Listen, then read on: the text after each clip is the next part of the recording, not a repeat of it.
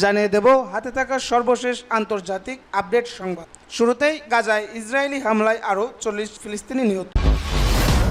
এদিকে ইউক্রেন ও গাজা সংকটের যে সমাধান দিল চীন।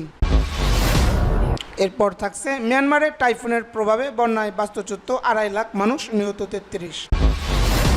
অপরদিকে আল কায়েদার নেতৃত্ব দিচ্ছেন বিন লাদেন পুত্র হামজা।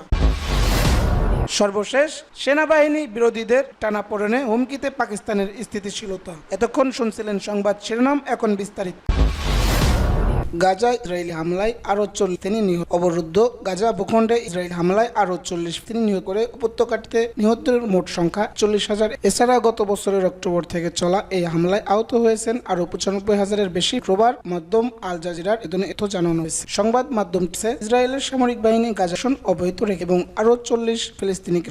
এছাড়া গাজায় জাতিসংঘ পরিচিত একটি স্কুলে হামলা চালিয়ে কমপক্ষে 18 জনকে দেয় ইসরায়েল আন্তর্জাতিক নিন্দার সম্মুখীন। ওই হামলায় নিহতদের মধ্যে জাতিসংঘের 6 সহায়তা কর্মীও রয়েছে। এদিকে পৃথক প্রতিবেদনে বার্তা সংস্থা আনাদলু বলেছে, গাজা উপত্যকায় ইসরায়েলের চলমান হামলায় কমপক্ষে আরও 34 ফিলিস্তিনি নিহত হয়েছে। এতে করে গত বছরের অক্টোবর থেকে এ পর্যন্ত মোট মৃতের সংখ্যা বেড়ে 41,118 জনে পৌঁছেছে বলে বৃহস্পতিবার অবরুদ্ধ ভূখণ্ডের স্বাস্থ্য মন্ত্রণালয় জানিয়েছে। মন্ত্রণালয় এক বিবৃতিতে জানিয়েছে, এই হামলায় আরও অন্তত 96,125 জন ব্যক্তিও আহত হয়েছেন। মন্ত্রণালয় বলেছে, গত 24 ঘন্টায় ইসরায়েলি বাহিনীর অবহিত আগ্রাসনে 34 জন নিহত এবং আরও 96 জন আহত হয়েছেন। অনেক মানুষ এখনো ধ্বংসস্তূপের নিচে এবং রাস্তায় আটকা পড়ে আছেন, কারণ উদ্ধারকারীরা তাদের কাছে পৌঁছাতে পারছেন না। ফিলিস্তিনি স্বাস্থ্য কর্তৃপক্ষ মনে করছে, গাজা উপত্যকা জুড়ে ধ্বংস হওয়া বাড়ি ধ্বংসস্তূপের নিচে এখনো 10,000-এরও বেশি লোকজন নিখোঁজ রয়েছেন। মূলত গাজায় অবিলম্বে যুদ্ধবিরতির দাবি জানিয়ে জাতিসংঘের নিরাপত্তা পরিষদের প্রস্তাব সত্ত্বেও ইসরায়েল অবরুদ্ধ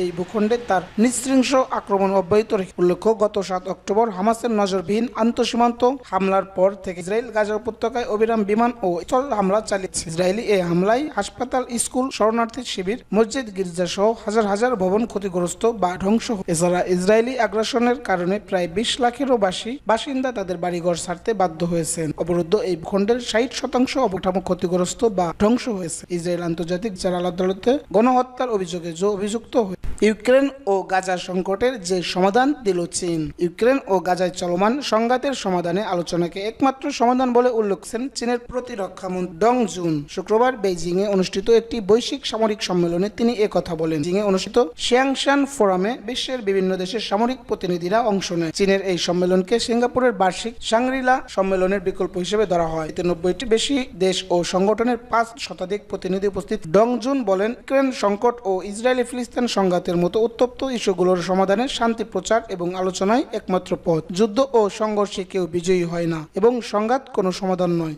আলোচনার কোনো বিকল্প নেই। উল্লেখ করে চীনা প্রতিরক্ষা মন্ত্রী বলেন, সংঘাত যত তীব্রই হোক না কেন, আমরা কখনোই সংলাপ ও আলোচনা পরিত্যাগ করতে পারি না। যে কোনো সংঘাতের শেষ পরিণতি হলো পুনর্মিলন। চীনের এ সামরিক ফোরামে আরো বক্তা হবে এবং Russia, Pakistan, Singapore, Iran, Germany সহ বিভিন্ন দেশের সামরিক নেতারা এতে আলোচনা করবে। আলোচনার বিষয়গুলোর মধ্যে থাকবে মার্কিন চীন সম্পর্ক, ইউরোপ ও এশিয়ার নিরাপত্তা এবং বহুমুখী বিশ্বের চ্যালেঞ্জ। ডং তার বক্তব্যে নতুন প্রযুক্তি ব্যবহার নিয়ে উদ্বেগ প্রকাশ করে বলেন, বৈশ্বিক নিরাপত্তাজনিত উচ্চ ঝুঁকির সময়ে প্রতি দেশের প্রতিরক্ষা ও নিরাপত্তা ক্ষমতা গড়ে তোলার দায়িত্ব। এক্ষেত্রে চীন বিভিন্ন পক্ষের সঙ্গে কৌশলগত সংযোগ ও প্রতিরক্ষা সহযোগিতা চুক্তি করতে আগ্রহী বলে উল্লেখ করেন। সম্প্রতি ওয়াশিংটন ও বেইজিং এর শীর্ষ সামরিক কমান্ডাররা আলোচনায় বসেছে। যদিও দুই দেশের মধ্যে বাণিজ্য এবং তাইওয়ানের মতো বিভিন্ন ইস্যুতে মতবিরোধ রয়েছে, তাদের মধ্যকার সামরিক পর্যায়ে নিয়মিত সংলাপ পুনরায় শুরু করার চেষ্টা করেছেন, যাতে উত্তেজনাপূর্ণ ইস্যুগুলো নিয়ন্ত্রণের বাইরে চলে না যায়। মিয়ানমারে টাইফুনের প্রভাবে বন্যায় বাস্তুচ্যুত 2.5 লাখ মানুষ, নিহত। মিয়ানমারে সুপার টাইফুন ইয়াগির প্রভাবে ভারী বর্ষণের কারণে সৃষ্ট বন্যায় অন্তত 33 জনের মৃত্যু হয়েছে। 2,36,000-এর বেশি মানুষ নিজেদের বাড়িঘর ছেড়ে যেতে বাধ্য হয়েছে। গতবার জান্তা সরকার এ তথ্য নিশ্চিত করে বলে এক প্রতিবেদনে। জান্তার মুখপাত্র জাও মিন্তুন এক অডিও বিবৃতিতে বলেন, 59,413টি পরিবারের 2,36,649 জন বন্যার কারণে বাস্তুচ্যুত হয়েছে। সারা দেশে 33 জন মানুষ মারা গেছে, আহত হয়েছেন এক। জাও মিন্তুন জানান, কর্তৃপক্ষ কিছু এলাকার সঙ্গে যোগাযোগ বিচ্ছিন্ন হয়ে পড়েছে এবং নদীর তীরে বসবাসকারীদের অন্যত্র আশ্রয় নেওয়ার জন্য ও রোববার পর্যন্ত সতর্ক থাকার জন্য আহ্বান জানানো হয়েছে। এর আগে মিয়ানমারের ফায়ার সার্ভিস 26 জন বাসিন্দার মৃত্যুর খবর দেয়। জান্তা মুখপাত্র বলেন, মন্দালয় অঞ্চলের সোনার খনির এলাকায় কয়েক ডজন অভিবাসী শ্রমিক ভূমিধসের পর নিখোঁজ হওয়ার খবর কর্তৃপক্ষ তদন্ত করছে। ভিয়েতনাম, লাওস, থাইল্যান্ড ও মিয়ানমারের কিছু অংশের মানুষ টাইফুন ইয়াগির প্রেক্ষিতে বন্যা ও ভূমিধসের সঙ্গে লড়াই করছে। মিয়ানমারে 2021 সালের সামরিক অভ্যুত্থানের ফলে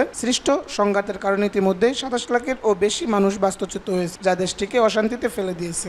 আল কায়েদার নেতৃত্ব দিচ্ছেন বিন লাদেন পুত্র হামজা। আল কায়েদার প্রতিষ্ঠাতা ওসামা বিন লাদেনের পুত্র হামজা বিন ওসামা বিন লাদেন জীবিত আছেন এবং আফগানিস্তানে সন্ত্রাসী সংগঠনটির নেতৃত্ব দিচ্ছেন বলে একটি গোয়েন্দা প্রতিবেদনে উল্লেখ করা হয়েছে। ব্রিটিশ সংবাদ মাধ্যম দ্য মিররে প্রকাশিত ওই গোয়েন্দা প্রতিবেদনে বলা হয়েছে, হামজা তার ভাই আবদুল্লাহ বিন ওসামার সঙ্গে মিলে আল কায়েদার কার্যক্রম পরিচালনা করছেন। ন্যাশনাল মোবিলাইজেশন ফ্রন্ট নামে একটি তালেবান বিরোধী সামরিক জোট তাদের এক প্রতিবেদনে জানিয়েছে, 2021 সালে কাবুলে আশরাফ গানি সরকারের পতনের পর থেকে আফগানিস্তান বিভিন্ন সন্ত্রাসী গোষ্ঠীর প্রশিক্ষণ কেন্দ্রে পরিণত হয়েছে। NMF এর প্রতিবেদন অনুযায়ী হামজা বিন ওসামা বিন লাদেনকে পাঞ্জশির প্রদেশের দ্বারা আবদুল্লাহ খেল জেলায় সরিয়ে নেওয়া হয়েছে। সেখানে 450 জন আরব ও পাকিস্তানি যোদ্ধা তাকে নিরাপত্তা দিচ্ছে। তারা সতর্ক করে বলেছে, হামজার নেতৃত্বে আল কায়েদা পুনর্গঠিত হচ্ছে এবং পশ্চিমা লক্ষ্যের উপর ভবিষ্যৎ হামলার জন্য প্রস্তুতি নিচ্ছে। যদিও NMF এর প্রতিবেদনটি 2019 সালে মার্কিন বিমান হামলায় হামজার নিহত হওয়ার দাবি সঙ্গে বিরোধপূর্ণ। ওই প্রতিবেদনে আরো বলা হয়েছে, হামজা আল কায়েদার তৎকালীন নেতা আইমান আল জাওয়াহির সঙ্গে ঘনিষ্ঠভাবে কাজ করতেন, যিনি ওসামা বিন লাদেনের মৃত্যুর পর সন্ত্রাসী সংগঠনটির দায়িত্ব নেন। বাবা ওসামা বিন লাদেনের মতোই পুত্র হামজা বিন ওসামাকেও যুক্তরাষ্ট্র আনুষ্ঠানিকভাবে বৈশ্বিক সন্ত্রাসী হিসেবে ঘোষণা দিয়েছে। ওসামা বিন লাদেনকে 2011 সালে পাকিস্তানের অ্যাবোটাবাদে মার্কিন বিশেষ বাহিনীর অভিযানে হত্যা করা হয়, যিনি 2001 সালের 11 সেপ্টেম্বর যুক্তরাষ্ট্রের টুইন টাওয়ারের হামলার অনুমোদন দিয়েছে, যে হামলায় প্রায় 3000 মানুষ নিহত হয়। সেনাবাহিনী বিরোধীদের টানাপোড়েনে হুমকিতে পাকিস্তানের স্থিতিশীলতা। পাকিস্তানের পুলিশ সন্ত্রাসবাদের অভিযোগে বেশ কয়েকজন বিরোধী আইন প্রণেতাকে গ্রেপ্তারের জন্য সংসদ ভবনে চালান অভিযান চালানোর পর বিশ্লেষকরা বলেছেন, সাবেক প্রধানমন্ত্রী ইমরান খানের দল ও দেশের শক্তিশালী সেনাবাহিনীর মধ্যে বিরোধ রাজনীতিকে দুই পক্ষের সংঘর্ষে পরিণত করার হুমকি দিচ্ছে। AFP শুক্রবার প্রকাশিত এক বিশ্লেষণে এই পরিস্থিতি উঠে এসেছে। ইমরান খানের পাকিস্তান তেহরিক-ই-ইনসাফ দল এই সপ্তাহে রাজধানী ইসলামাবাদে একটি বিরল বিক্ষোভ প্রদর্শন করেন, যা সাবেক তারকা ক্রিকেটারকে গত বছর কারাবন্দী করার পর থেকে সবচেয়ে বড়। বিক্ষোভের পরপরই পুলিশ সংসদ ভবনে বিদ্যুৎ সংযোগ বিচ্ছিন্ন করে এবং সিভিল পোশাকে জোর করে সেখানে প্রবেশ করেন, যেখানে PTI আইন প্রণেতারা সম্ভাব্য গ্রেপ্তার এড়াতে আশ্রয় নিয়েছিলেন। এই ঘটনা সম্পর্কে রাজনৈতিক বিশ্লেষক জাহিদ হোসেন AFP-কে বলেন, এটি বিরোধী দল ও সেনাবাহিনীর মধ্যে ক্রমবর্ধমানভাবে সংঘর্ষে পরিণত হচ্ছে। যেভাবে আইন প্রণেতাদের গ্রেপ্তার করা হয়েছে তা সংঘর্ষের রাজনীতিকে আরো বাড়িয়ে তুলবে। এটি দেশকে আরো মেরুকরণ করবে। এই পন্থাটি বিপজ্জনকভাবে অস্থিতিশীল পরিস্থিতি তৈরি করছে। PTI 2 বছর আগে ইমরান খানকে অপসারণের পর থেকে সেনাবাহিনীর সঙ্গে বিরোধে লিপ্ত হয়েছে। এই বিরোধ 2023 সালের মে মাসে সাবেক এই ক্রিকেট তারকার প্রথম গ্রেপ্তারের পর চরমে পৌঁছয়। তখন তার সমর্থকরা দিনব্যাপী মাঝে মাঝে সহিংস প্রতিবাদ করে এবং সামরিক স্থাপনায় হামলা চালায়, যা PTI এর বিরুদ্ধে দেশের সবচেয়ে শক্তিশালী প্রতিষ্ঠান সেনাবাহিনী পরিচালিত ব্যাপক দমন অভিযানকে উদ্দীপন করেছিল। কিন্তু দমন অভিযান ইমরান খানের জনপ্রিয়তা হ্রাস করতে ব্যর্থ হয় এবং 2024 সালের নির্বাচনে সাবেক প্রধানমন্ত্রীর সমর্থিত প্রার্থীরা সবচেয়ে বেশি আসন জেতেন। পাশাপাশি ব্যাপক কারচুপির অভিযোগে সেই নির্বাচন কলঙ্কিত হয়েছে। শেষ মুহূর্তে একটি জোট সরকার PTI-কে ক্ষমতায় ফেরা থেকে বিরত রাখতে একত্র হয় এবং সেনাবাহিনী সমর্থিত পাকিস্তান মুসলিম লীগ নওয়াজ 240 মিলিয়নেরও বেশি মানুষের দেশটির ক্ষমতা গ্রহণ করেন। এই স্থবিরতা সেনাবাহিনীর বিরুদ্ধে নজরবিহীন প্রতিক্রিয়া জন্ম দিয়েছে, বিশেষ করে সামাজিক যোগাযোগ মাধ্যমে পাকিস্তানের সচেতন যুবকদের মধ্যে, যারা ইমরান খানকে বিপুলভাবে সমর্থন করে।